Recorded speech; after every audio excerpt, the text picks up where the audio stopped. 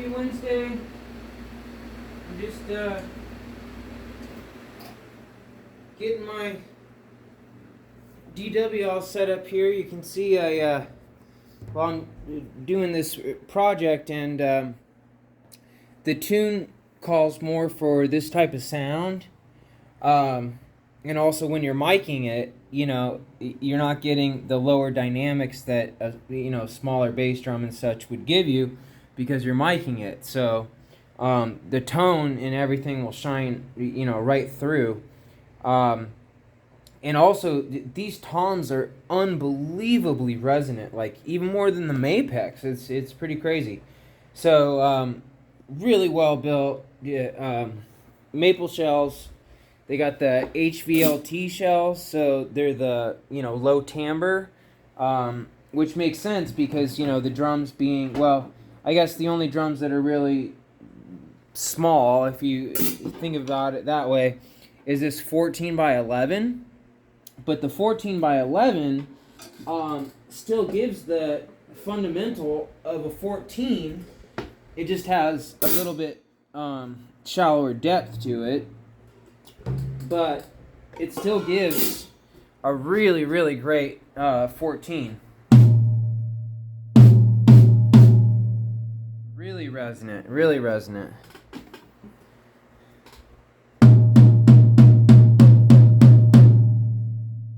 And that's a G2. I put a UV2 on this one.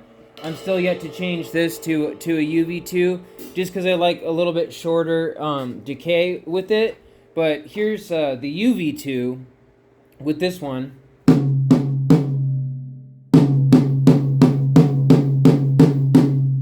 you can hear, more of just that boom, boom, that diving sound that we like, well, some of us like, where you're getting that pitch bend down towards the lower register. And so I kind of like having that. And then with this UV or the G2, I just didn't have time to change it yet before I've got lessons going, but it all sounds very close, and there's not a huge bit of difference between the UV2s and the G2s. Just the UVs have that special coating, and then the bearing edges are also clear, so which I really like because it gives that clear wraparound where it meets the bearing edge really well. But then the rest of the head is, UV baked. So I get, that's why they call it UV, I guess, ultravioletly baked. To where it's not just like a typical spray on that will, chip off. Like if you look at this one, I know it's kind of dark light. But you can see just without playing on this one too much, it's typical stick marks. But I've been playing on this one for like 8 months with the Mapex, and then put it on this, and it's still in really, really good shape. So anyway, my point being, I'm trying to get some different sound profiles going, find out what mixes the best. And then what I've decided to do is I'm going to use my Tama SLP. This is the SLP Studio Maple with wood hoops, and it is a really great drum, just super, super well made. It has re-rings on the bottom. You can just see, which is kind of not too typical for a snare. But the build design is just like bulletproof. I mean, this thing is really great. And it has dual strainers. So you can tighten down from either end with how much, tension you want on either side, or to even it right in the middle. So anyway, it's a cool drum, and it fits great for wooden snare sound or even a fat deep rock sound. So sorry, I know I'm looking around a lot, but what I'm looking for is that. So one thing I'm trying is big fat rock snare cover, one of these, and then just a typical E-ring. So I'll just give you a quick sample of what the snare sounds like without. And I did just put a new head on it. I put a Genera on it just because I wanted a bit of a drier sound with less ring because of this exact, this tune and the type of sound that kind of goes with it. So this is what it sounds like with no muffling at all. And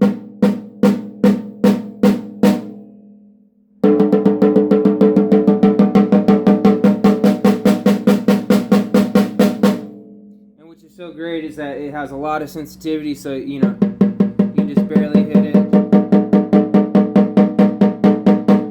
It never stops giving, it doesn't choke out. So, okay, and then snares on.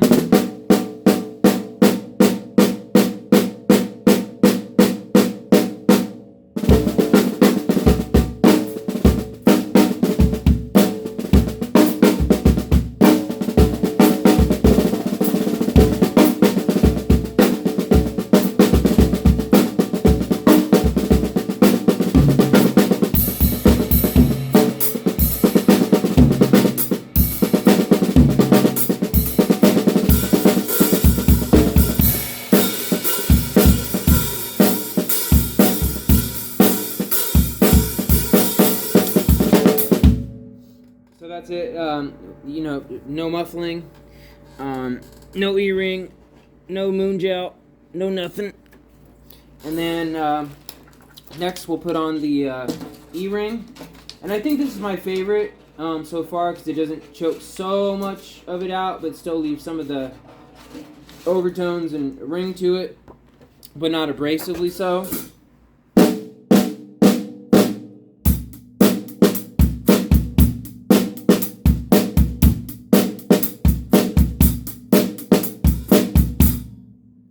Pretty cool. I think I like that.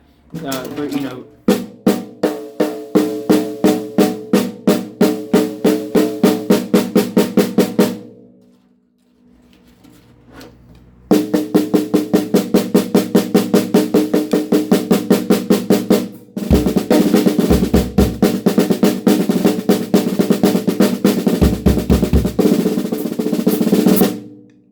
and then we got the big fat snare cover, and these are great, because even if you keep your drums tuned at a higher tuning, all you have to do is throw one of these on there, and it really just captures the snap of the snare without giving you those overtones kind of thing. So this is what it sounds like with the big fat snare cover. And see how deep that is, and it's straight like rock snare. Because in this tune, it's got a lot of, like. Those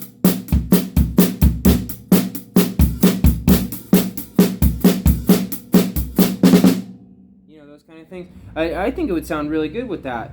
So I'm kind of going back and forth between, using the E-ring or using the big fat snare. But I think the big fat snare cover might actually be better. Louder dynamics, a little bit more overtones with that, but that's like a perfect rock sounding snare, Not too dead where it's just like boo, boo, boo, but it's got, just enough life and tone to it where it sounds good, but at the same time isn't like a, really high crack. And you guys know me, I love my snares cranked, so. But yeah, I'm highly conscious of what a tune calls for, what I'm hearing, and it's not like I'm just a one trick pony. Like, oh, I'm just only going to use my brass snare no matter what the music calls for and that kind of thing. So I don't want people to get an idea of that. But it's much easier for me to just sit down at the Mapex with the tuning already as is and get any practice I need in or whatever. Just because most of the time I'm just playing grooves or just songs or off the cuff and random song groove practice. I mean, I don't even know what I'm going to play that day or at that time. So that's why I usually use that same type of timbre and tuning. But when specific tunes call for it and that stuff, that's when it's so helpful to have multiple snares because, that way, depending on what the music calls for, you don't have to go and redo, every snare or the snare that you have, so that way you can get, the different sounds you want without having to re-alter the snare every time you want a different sound. So what I like to do is kind of keep like a high, medium, low tuning, combination of maple, I have one Pearl SST that's birch, and then I have the Bob snare, which is a pork pie, big black on brass. They call it a big black brass or a Bob for short, and then the patina, which is a 13x7. So the Bob is a 14x6.5. This is the 13x7. This is a 14x6.5, and that is a 14x5. So you can see, and I know it's just like we can never have enough snares, right? We all, as drummers, cymbals and snares are the things we're like, you can always tune a drum, make a drum sound good, but getting different sounds out of different snares and dimensions and that kind of stuff takes a little bit more work. So, okay, well, there are the different snare timbres depending on what muffle I have on top. Now I'll go to the first rack tom. Turn the snares off.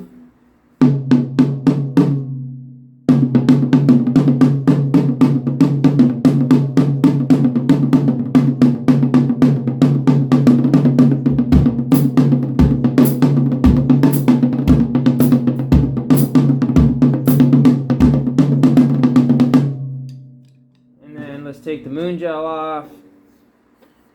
I usually never use moon gel, but like I said, when recording, you just want that nice, deep, quick fundamental and not a lot of ringing over and muddying up everything else you're playing. But here it is without the moon gel. Bow, bow.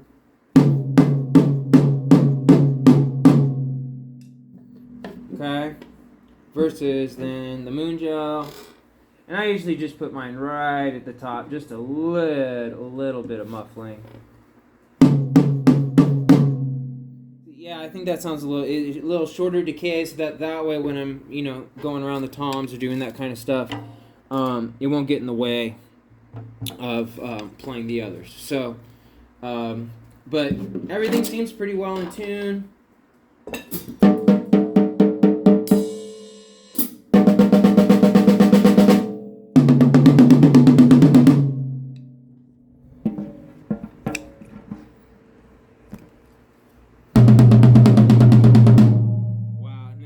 This floor tom is just so resonant and loud.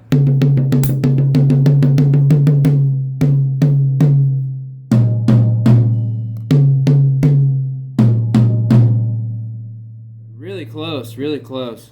And then the bass drum, man, am I happy with this bass drum, because like I was saying in another video, it's just taken me a while to figure out the bass drum and exactly where I like it.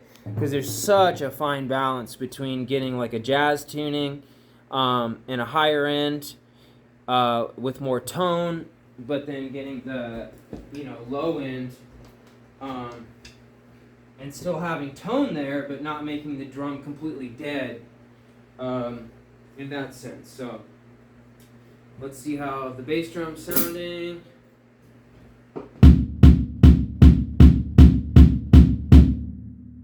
Pretty good, and I have a lot of muffling in there because I had to put the Beta 91A in there, and in order to do that I either just have to rest it on 2 towels or put it on this pillow, but it's such a fine balance between getting the pillow exactly where I need it, not touching this front head. A lot of times I'll wrap it up around one of the lugs too and that kind of thing, but at this point I'm just kind of getting that going.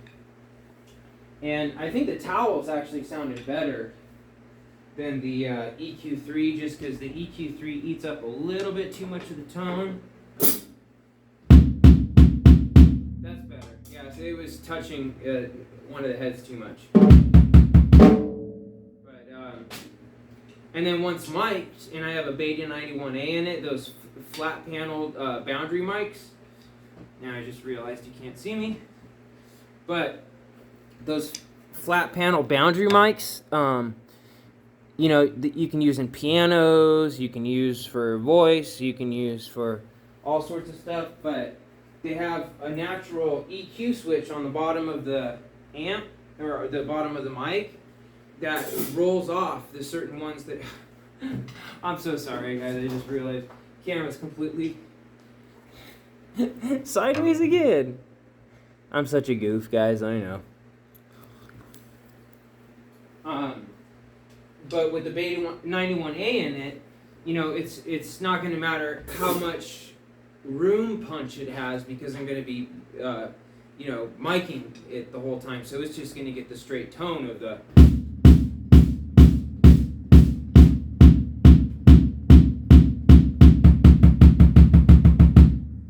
And that's with none of the amps on either. None of the amps. So that's what it sounds like with no EAD. None of the other microphones turned on. So now we'll turn on the EAD. Whoa.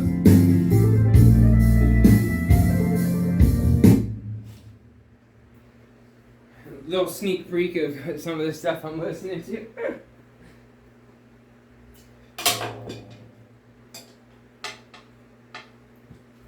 Okay, so now EAD is on.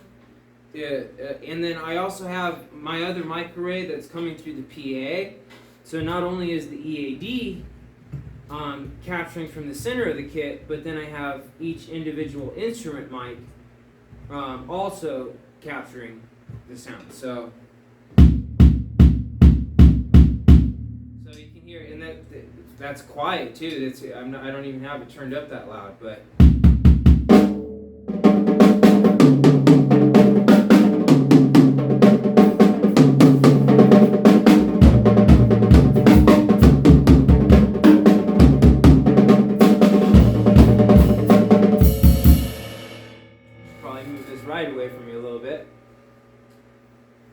I never had the kit in this location because I wanted to have a white background behind me with the recording I'm doing. So, and the coolest thing about these wooden hoop drums is the cross stick is so fat, like 10 times louder than any cross stick with a metal hoop.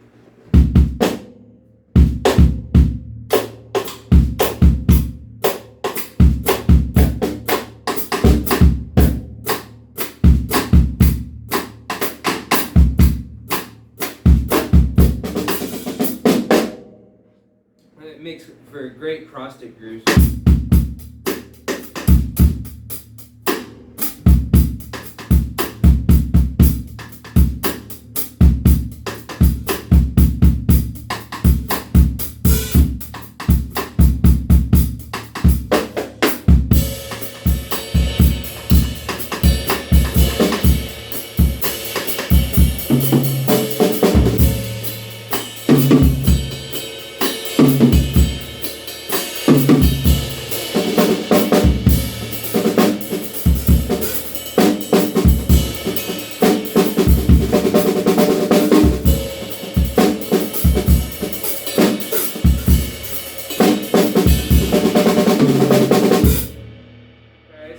That's with none of the muffling on the snare. Now here's with the E-ring.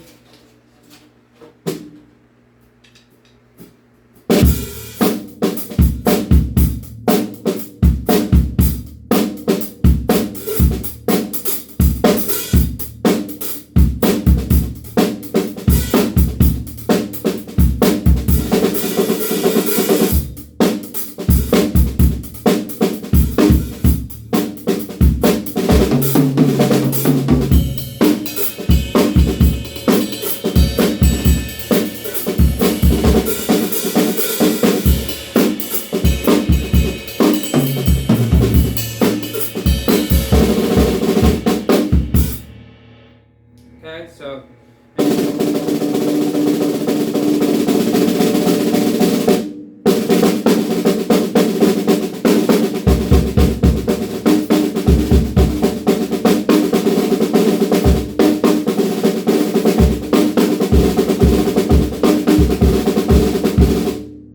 it's got some cool, you know, you can't hear the the rolls, and you can hear the rolls, but more of those accented notes of the,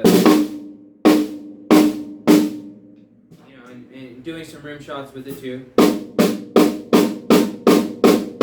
So rim shots are still cracking.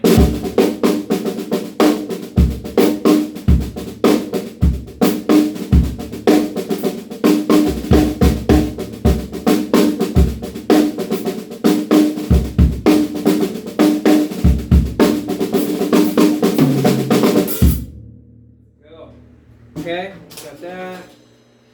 Now, where did I put the last muffle? Losing my mind, losing my mind. Tip. I know I just had it.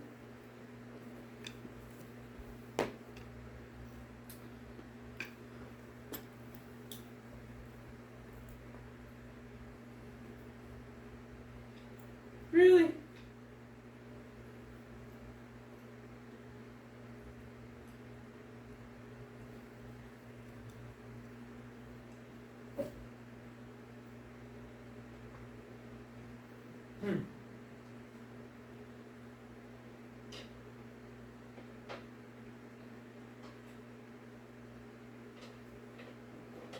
It's so strange. I literally just had it. Had it right next to. It's on the other drum next to me. Okay, so now with this.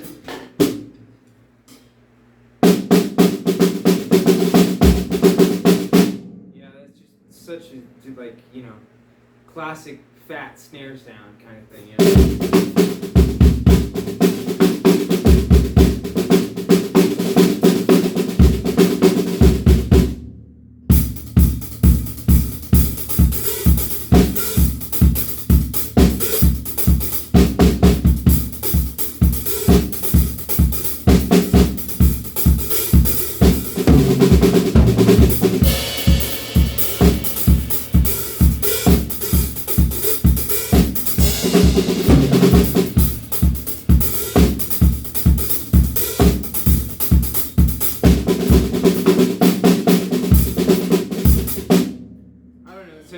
Let me know what you think.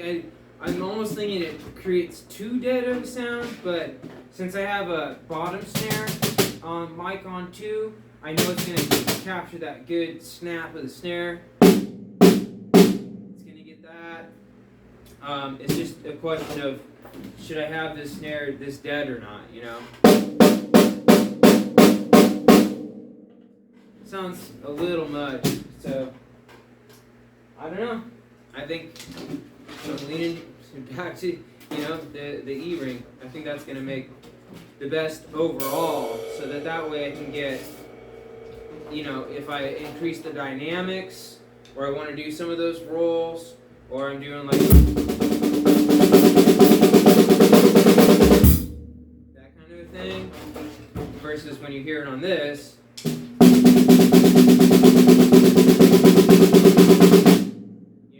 Deader sound. So I don't know, you guys can let me know what you think, but I'd appreciate your advice, just because I'm getting all this going today, and tomorrow are my recording days. I'm hoping to get as much as I can today, but I got a sneak phone call saying that I had to go in for a COVID test to get my next surgery done on Thursday. And they called me and they're like, oh yeah, and it was supposed to be done yesterday. And this is yesterday. They called me yesterday and they're like, yeah, it was supposed to be done yesterday. It's like, well, it's not anywhere in the instructions you sent me. Yeah, we know, we were just talking about that. And yeah, they gave me a packet like this thick, 15 pages of instructions to follow.